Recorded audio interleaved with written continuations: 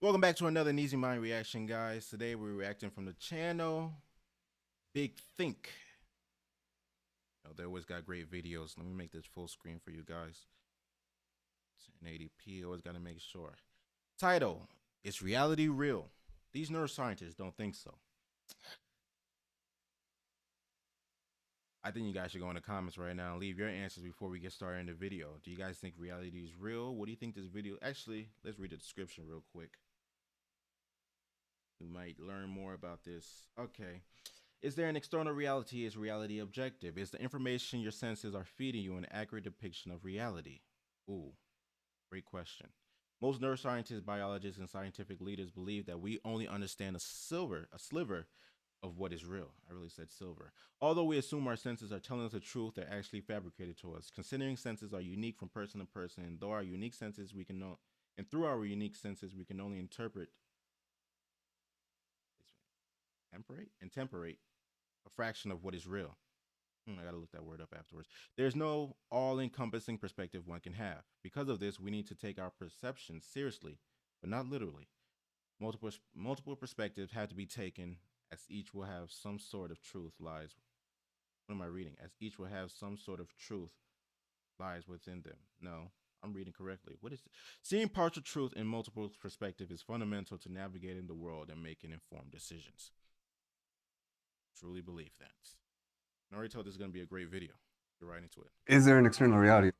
Of course, there's an external reality. The world exists. It's just that we don't see it as it is. Right. We can never see it as it is.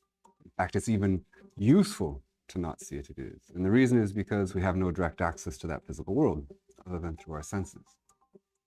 And because our senses conflate multiple aspects of that world, we can never know whether our perceptions are in any way accurate. It's not so much do we see the world in the way that it really is, but do we actually even see it accurately? And the answer is no, we don't.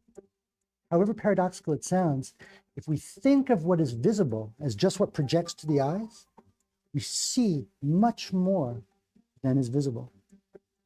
Let me give you an example. I walk into a room and there's graffiti on the wall. And imagine it's graffiti that I find really offensive. I look at it, I flush, my heart starts to race, I'm outraged, I'm taken aback. Of course, if I didn't know the language in which it was written, I could have had exactly the same retinal events and the same events in my early visual system without any corresponding reaction. Much more shows up for us than just what projects in. I think the idea, or at least what's coming to me, is that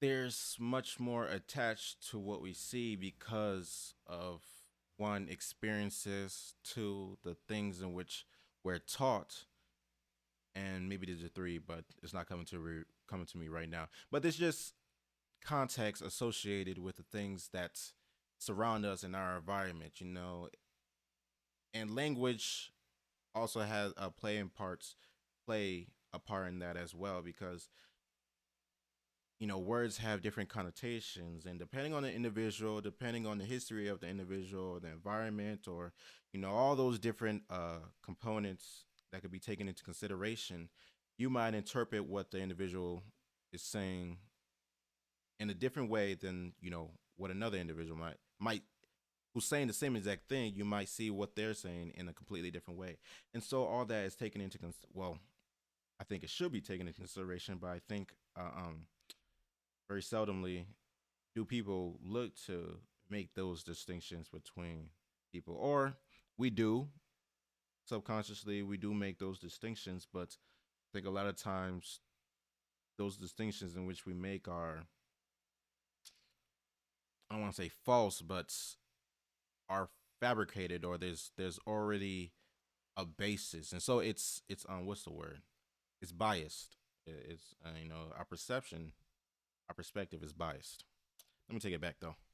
Much more shows up for us than just what projects into our nervous system. Right. Reality. Our senses are also making up the tastes, odors, and colors that we experience. They're not properties of an objective reality. They're actually properties of our senses that they're fabricating. By objective reality, I mean what most physicists would mean, and that is that something is objectively real if it would continue to exist, even if there were no creatures to perceive it. Colors, odors, tastes, and so on are not real in that sense of objective reality. They are real in a different sense. They're real experiences. Your headache is a real experience, even though it could not exist without you perceiving it. So it exists in a different way than the objective reality that physicists talk about. That makes sense. We always assume that our senses are telling us the truth. So it was quite a stunning shock to me when I realized that it's not just tastes, odors, and colors that are the fabrications of our senses and are not objectively real. Space-time itself and everything within space-time, objects, electrons, quarks, the sun, the moon, their shapes, their masses, their velocities, all of these physical properties are also constructions.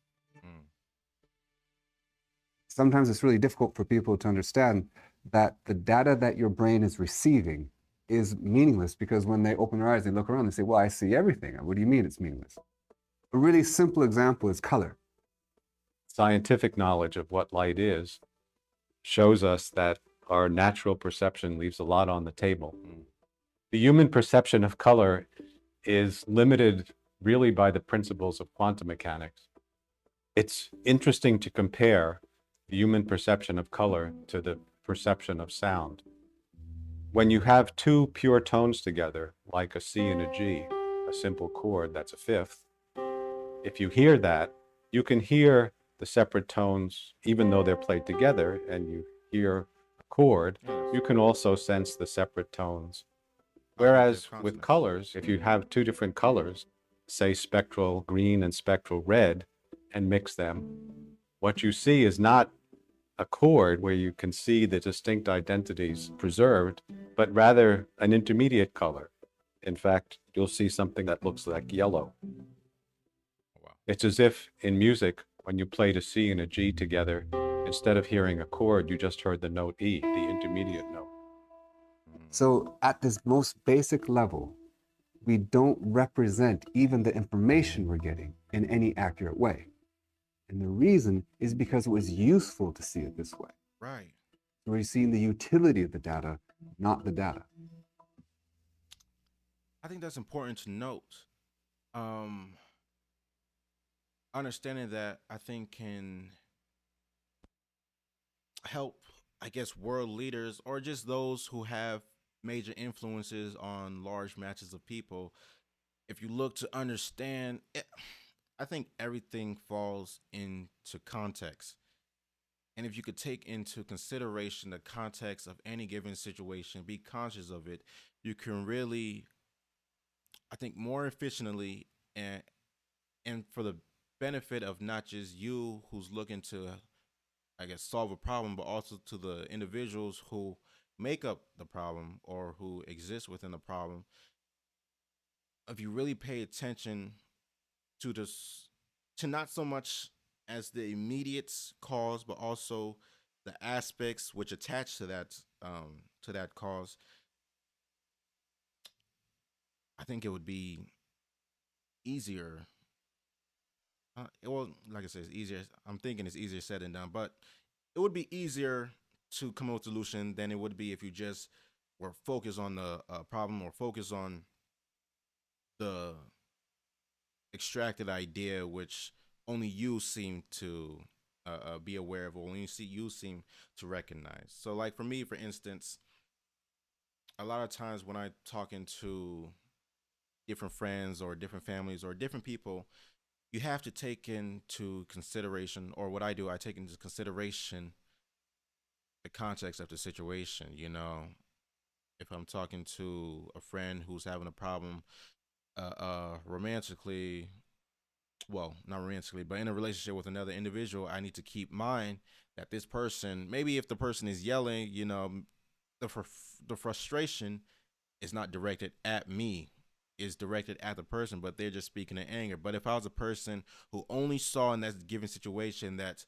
oh, this person is yelling, and I only sought to see it in such a way where, oh, she's attacking me or he's attacking me, and I need to pay attention. So like, just being aware of context, just being aware of how things attach to one another and how things play out in a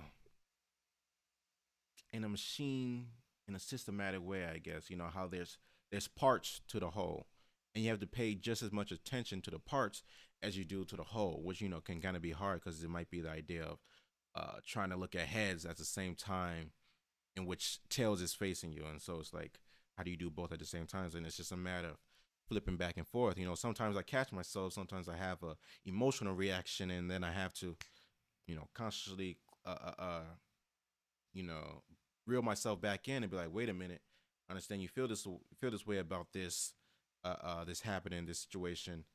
Well, let's assess the situation from a logical standpoint and see what's really going on. How is this really playing out? What's the reality of the situation? So yeah. We're seeing the utility of the data, not the data. Right. Evolution by natural selection has shaped us with perceptions that are designed to keep us alive.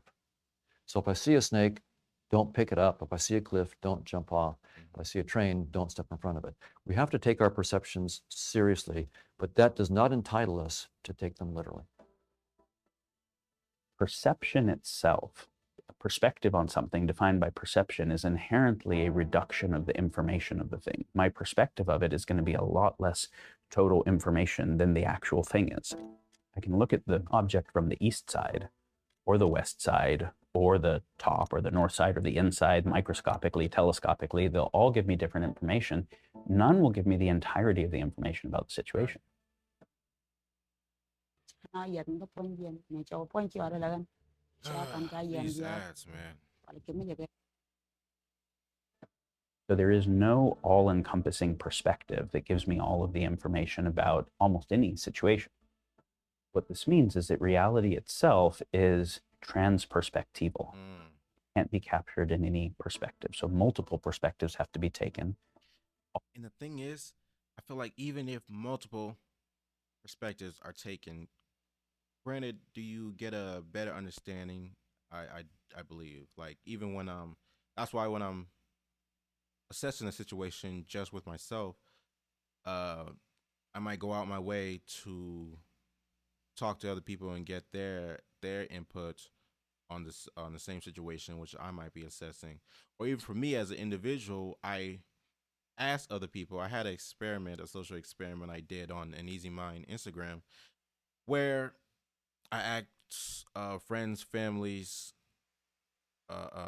families what their general idea of me was, you know, and I allowed them to, say whatever. I said give negative. All you had to do was say something negative and say something positive. And then I had my own idea of who I was. And that was at the end. I made it the last picture on the slideshow. But then I feel like the whole idea was to one prompt the thoughts of self-reflection, of being true to oneself. And by true to oneself, I mean by understanding how your perception of yourself matches up with other people's perception of yourself. And I didn't do that to kind of mold myself in a way to appeal to other people. I did that to make sure that the way in which I viewed myself wasn't, I guess, in a delusional sense, that it made sense not only to me, but to, the people in which I'm closely related to, which I refer to as my loved ones. And, this whole idea of transperspectivism, I always have a trouble pronouncing words. But anyways, yeah, this idea I think is very important when assessing any giveaway. Like, I think that's the why. But where was it going? I said there was a problem in which I was getting at with this whole concept. It really slipped my mind. Right now, what's coming to mind is nothing. Nothing's coming to mind. Maybe I gotta take it back. I gotta take it back. Let me see. Hold on. What this means is that reality itself is transperspectival. Can't be captured in any perspective. So multiple perspectives have to be taken. Oh, that was the thing. This whole idea, multiple perspectives had to be taken to kind of get the gist of a situation, the true gist of a situation. But I feel like no matter how many perspectives you take into consideration, you will never have the absolute truth. Because there's always that, I think I explained it on, was it maybe two reactions ago? But my hate love relationship with words is it's that separation between the word and what the word is referencing. And the same thing is with perspective, with what we see and what actually is. And we can take into many perspectives and get closer and closer to the idea of what is. But there'll always be that distinction to be had because we will never be what is. We'll always have the thoughts about what is. We'll always be using figurative language or using symbolism to kind of convey what is, but we'll never actually get there. But that was my whole, I guess, disgruntled with the idea of multiple perspectives having to be, because I struggle with making decisions, and I'm always looking to include as many perspectives as I can, but then sometimes I need to sit there and realize for myself, look, man, you can only take so much perspective. You can only take in so many different ideas about a situation, different opinions. At the end of the day, you have to make a decision. You have to live, and what comes from those decisions, you have to live with those as well. So you just got to keep moving forward and keep learning. So yeah. All of which will have some part of the reality, some signal. There may also be distortion. I may be looking at the thing through a fisheye lens or through a colored lens that creates some distortion. Right. Why does this matter? The ability to take multiple perspectives, to see the partial truth in them, and then to be able to seam them together into something that isn't a perspective. It's a transperspective capacity to hold the relationships between many perspectives in a way that can inform our choice making is fundamental to navigating reality. Well said, man. Well said. How is it that we make claims of truth? And how would we begin to know if what we think is true is actually true? This is the beginning of the scientific method. Let us begin with observation, pose a question, figure out what the hypothesis would be that would answer a particular question, and then figure out how we would begin to address the hypothesis. That is a scientific approach to questions that could be addressed any number of ways. There is a kind of whispering campaign against the value of objective truth. Science's belief in objective truth works. Engineering technology based upon the science of objective truth achieves results. It manages to build planes that get off the ground. It manages to send people to the moon and explore Mars with robotic vehicles on comets. Science works. Science produces antibiotics, vaccines that work. So anybody who chooses to say, oh, there's no such thing as objective truth, it's all subjective, it's all socially constructed, tell that to a doctor, tell that to a space scientist. Manifestly, science works, and the view that there is no such thing as objective truth doesn't. But the whole idea, like, okay, so we have that objective truth, but I feel like that objective truth only appeals to humans, only appeals to our understanding. How much of what we know or what we've learned would appeal to another species. But then again, you have to sit there and ask yourself, are we taking other species into consideration? Or are we, believe us to be at the top of the hierarchy in the animal kingdom? Is everything which we learn the most of which any other species can learn? How, I guess what I'm trying to say is, maybe I don't know what I'm trying to say. No, but like the idea of there being a greater being than us. What if their understanding of the universe, of the world, is far more greater than our understanding? And so in comparison, it would be like, okay, we have this objective truth, but this objective truth isn't completed. You know, isn't complete. There's more to it. So how much of it is truth? Because my idea of like thinking of what the truth is something that's whole, that has an understanding of all components, and you know, it's pieced together to make sense. But if we don't have complete understanding, how can we refer to it as the truth? And you know, that's it's just that whole idea. But yeah, anyways, that might be too much thinking, as some my friends would say. Let's get back to the video. Yesterday, science works, and the view that there is no such thing as objective truth doesn't. When you write down the theory then becomes your teacher. It becomes smarter than you in a way. Mm-hmm. When Einstein wrote down the equations of general relativity, he did not know that they entailed the existence of black holes. In that sense, the equations were smarter than Einstein. Okay, yeah. Einstein didn't believe in black holes for decades. The equations were very clear that they could exist. Einstein said no. Turned out Einstein was wrong and the equations were right. So it's very interesting. We do these theories because we can learn from them. I like that. When you try to address the nature of things, you may find that asking different questions requires different ways of processing the underlying reality. For instance, in understanding the human mind, to understand it physically requires one kind of processing, and there's every reason to think that we already have fundamental physical laws that are adequate to that kind of treatment. But to understand how a person works, how thought processes, moods, and so forth add up to a personality and a human actor will require quite different ways of understanding and quite different ways of processing the underlying information structure. Get smarter faster with new videos every week from the world's biggest. You already know what I'm gonna say, man. Great video. I mean, is reality real? You know, hey, I was gonna say something, but I'm not gonna say it because I'm gonna say it at the end. But anywho, leave a like, subscribe, hit the subscribe button. What else? Turn on post notifications. But if you're not going to do any of that, which is why I was referring to the question of the title that's asked in the title, is reality real? Leave a comment below because I would like to have a conversation with you. Good day.